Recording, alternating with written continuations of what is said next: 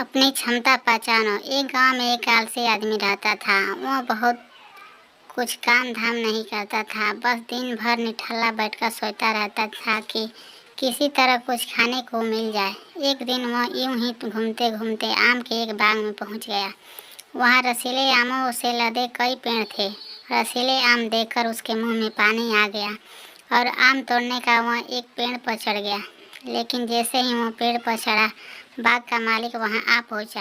बाग के मालिक को देख आलसी आदमी डर गया और जैसे तैसे पेड़ से उतरकर वहां से भाग खड़ा हुआ। भागते भागते वह गांव के बाहर स्थित जंगल में जा पहुंचा। वह बुरी तरह से थक गया था, इसीलिए एक पेड़ के नीचे बैठकर सुस्ताने लगा।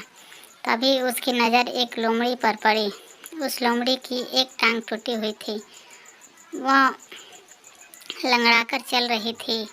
लोमड़ी को देख आलसी आदमी सोचने लगा कि ऐसी हालत में भी इस जंगली जानवर से भरे जंगल में ये लोमड़ी बच कैसे गई, इसका अब तक शिकार कैसे नहीं हुआ। जिज्ञासा में वह एक पेड़ पर चढ़ गया और वहां बैठकर देखने लगा कि अब इस लोमड़ी के साथ आगे क्या होगा। कुछ ही पल बीते थे कि पूरा जंगल शेर की भयानक दहाड़ से गूंज उठा, जिसे सुनकर सारे जानवर डरकर भागने लगे। लेकिन लोमड़ी अपनी टूटी टांग के साथ भाग नहीं सकती थी।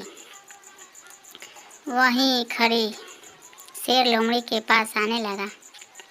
आलसी आदमी ने सोचा कि अब शेर लोमड़ी को मारकर खा जाएगा, लेकिन आगे जो हुआ वह कुछ अजीब था। शेर लोमड़ी के पास पहुंचकर खड़ा हो गया। उसके मुंह में मांस का एक टुकड़ा था, जिसे उसने लोमड़ी के सामने गिरा दिया। लोमड़ी इम्तिनान से मांस के उस टुकड़े को खाने लगी।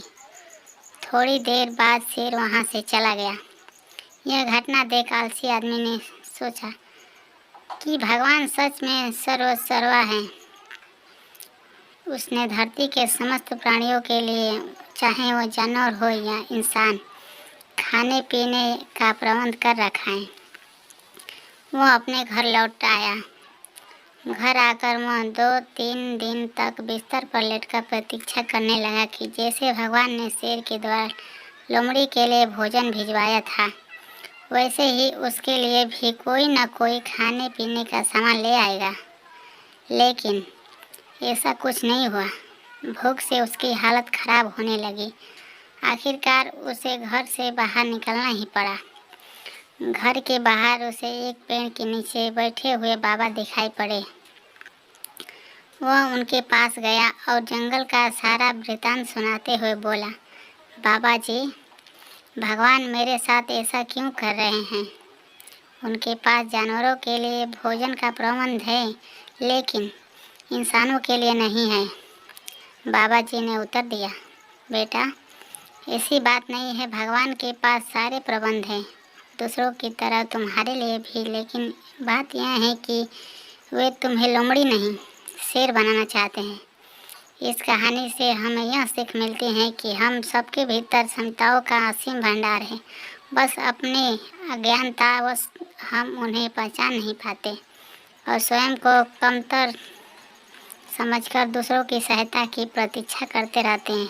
स्वयं की क्षमता पहचानिए, दूसरों की सहायता की प्रतीक्षा मत करिए। इतने सक्षम बनिए कि आप दूसरों की सहायता कर सकें। यह कहानी आपको कैसी लगी कमेंट बॉक्स में लिख कर बताइए। चैनल को सब्सक्राइब करें